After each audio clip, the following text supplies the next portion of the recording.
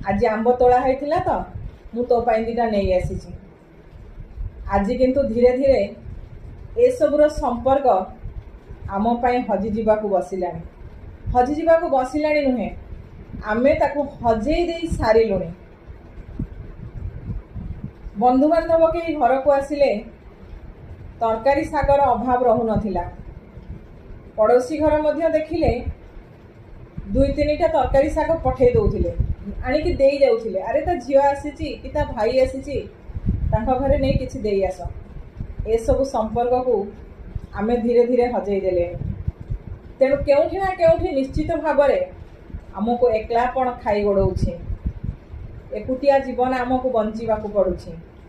संपर्कर मधुरता को आमे हजेई दौचु। पड़ोसी सहित समाज सहित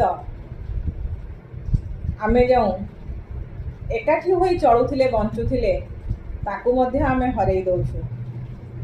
तेणु सबुबेले आमे बजार उपरे निर्भर करुछु।